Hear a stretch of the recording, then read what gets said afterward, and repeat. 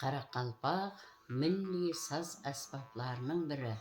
Хаял қызларымыздың сырласы, мұңласы шынқобыз. Осы шынқобыздың шерту ұсылларын айтып өтпекшімен. Шынқобызды шертпестен алдын ең бірінші нәубетте демді дұрыс алуға ітібар беруіміз керек. Біз терең дем алып, ақырын бөліп шығарамыз ғой. Сол уақытларда терең дем алған уақытымызда иінімізді қатты көтермеуіміз керек. Ондан кейін тістеріміз бүтін болу керек. Егер тістеріміз кетік болса, шынқобыздың хауасы дұрыс шықпайды. Тістеріміз сау болу керек. Себебі шынқобызды тіске басып, демді алып, мына тілді бармақ пенен ұру арқалы дауыс шығарылады. Бірінші орында адамның тілі де үлкен орынды атқарады, рөлді атқарады. Міне. Мынау тілі, шынқобыздың тілі, соны бармақ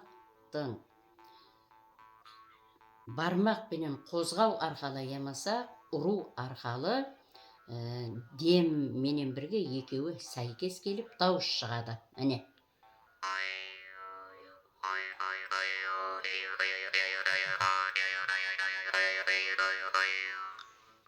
Міне, осы дауыс шығару ұсыллары әрқилы. Тілімізді орында жай деп айтамыз, орында тұрып та шертуімізге болады. Ал тілімізді дірілдетіп шертсек те, хауас жақсы ырғақ пайда болады.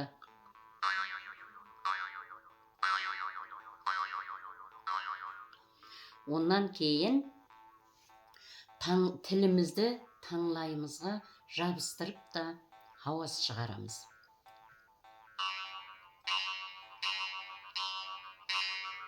Ал тілімізді еркін халында шығарсақ, ал тілімізді таңлайымызға жабыстырып шығарсақ,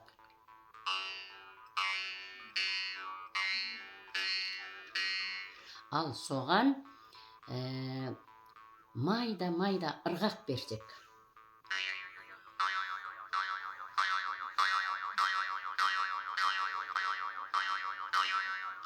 міне, осындай етіп, әрқилы қылып шығарып, жастарымызға үйретіп атырмыз.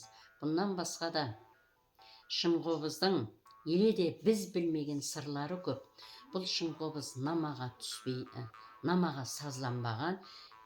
Мінекей, сондықтан да бұнда әркімнің өзінің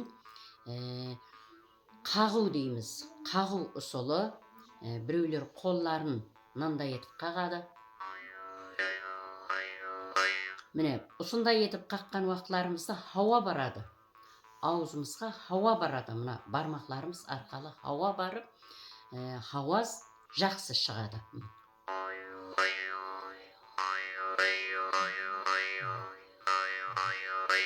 Ал айрым адамларымыз мынандай шертеді. Міне, қалай етіп шертсек те, әркімнің өзінің шеберлігіне байланысты болады. Және де шынқобыз дутар аспабы менен жүдә жақсы бірге ойналады. Дәспенен тең түседі. Бұл уақытларда енді шынқобыздың хауасын дәспенен, дутар менен тең қосып шерту арқалы жақсы ойналады. Шырайлы болып шығады. Міне, қазіргі уақытта осы шынқобыз аспабын хаял қызларымызға үйретіп, милли қадіретларымызды сақлауда, һәм келешек әулетқа жеткеруде өз үлесімді қосып атырмын.